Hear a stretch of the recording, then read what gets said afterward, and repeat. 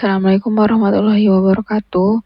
Di sini saya Balkis Rahmadina dengan NIM 2311201011 akan mempresentasikan poster yang berjudul bioetanol dari limbah kulit singkong. Pemanfaatan limbah kulit singkong sebagai bahan baku bioetanol melalui proses fermentasi. Di sini kita tahu bahwa bioetanol merupakan salah satu energi terbarukan yang dapat digunakan sebagai alternatif pengganti bahan bakar fosil. Nah, salah satu bahan baku yang berpotensi untuk dimanfaatkan dan dapat menghasilkan bioetanol adalah limbah kulit singkong. Kita tahu bahwa Indonesia merupakan salah satu negara penghasil singkong terbesar. Bahkan setiap tahunnya itu diperkirakan dapat menghasilkan sekitar 18,9 juta ton singkong. Dan sekitar 15-20% dari berat umbi tersebut menjadi limbah kulit singkong. Padahal, kulit singkong masih mengandung sekitar 36,5% pati dan selulosa, sehingga memiliki potensi untuk diolah menjadi bioetanol. Dengan memanfaatkan limbah ini, kita tidak hanya mengurangi pencemaran lingkungan akibat penumpukan limbah organik, tetapi juga dapat menghasilkan energi terbarukan yang lebih ramah lingkungan serta membantu mengurangi ketergantungan terhadap bahan bakar fosil. Kita masuk ke metode pembuatan. Proses pembuatan bioetanol ini terdiri dari 5 tahap utama. Yang pertama adalah pendahuluan. Jadi kulit singkong direndam selama 3 hari, kemudian dipotong dan dikeringkan selama 5 hari.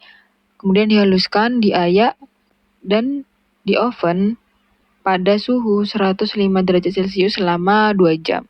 Tujuan tahap ini yaitu untuk menurunkan kadar air sehingga bahan lebih awet dan juga mudah diolah.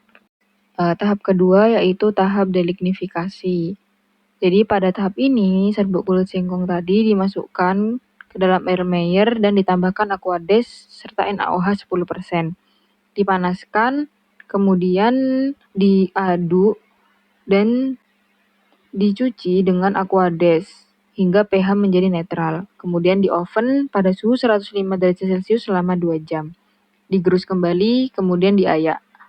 Pada tahap ini, tujuannya untuk menghilangkan lignin yang melindungi serat selulosa sehingga selulosa menjadi lebih mudah diproses pada tahap berikutnya. Tahap selanjutnya yaitu adalah hidrolisis, yaitu proses mengubah selulosa menjadi gula sederhana atau glukosa dengan larutan HCl 15%. Jadi prosesnya dipanaskan pada suhu 100 derajat Celcius selama 2 jam, disaring, lalu kadar glukosanya diukur menggunakan spektrofotometer UV vis.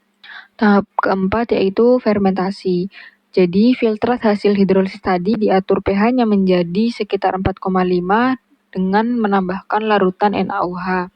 Kemudian ditambah nutrisi berupa urea dan NPK serta ragi Saccharomyces cerevisiae. Fermentasi dilakukan 8 hari pada suhu sekitar 27-30 derajat Celcius. Pada tahap ini, glukosa diubah menjadi bioetanol. Terakhir yaitu tahap pemisahan.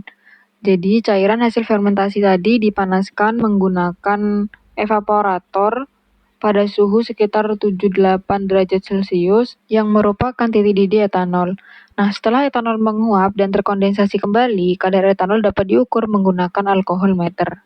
Kemudian kita masuk ke keunggulan dari bioetanol ini.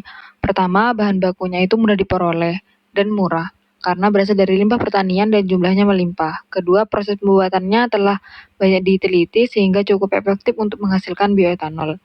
Kemudian bioetanol ini juga dapat mengurangi limbah dan emisi karbon. Bioetanol yang dihasilkan memiliki potensi rendemen yang cukup baik apabila proses pengolahannya dilakukan secara optimal. Kemudian, teknologi ini juga mampu mengubah limbah menjadi produk yang memiliki nilai ekonomi lebih tinggi. Kemudian, manfaat dari pembuatan bioetanol ini yaitu pertama dari aspek lingkungan. Pemanfaatan kulit singkong dapat mengurangi penumpukan limbah organik di tempat pembuangan akhir, mengurangi bau akibat pembusukan, serta menekan emisi gas rumah kaca seperti metana dan karbon dioksida. Sementara dari aspek ekonomi dan ketahanan energi, bioetanol ini dapat menjadi sumber energi alternatif yang terbarukan, meningkatkan nilai tambah limbah pertanian, serta membuka peluang usaha baru bagi masyarakat maupun industri melalui konsep ekonomi sirkular. Ini adalah referensi yang saya gunakan. Jadi dapat disimpulkan bahwa inovasi ini tidak hanya memberikan solusi dalam pengolahan limbah pertanian, tapi juga mendukung pengembangan energi bersih dan berkelanjutan. Sekian presentasi saya. Terima kasih. Wassalamualaikum warahmatullahi wabarakatuh.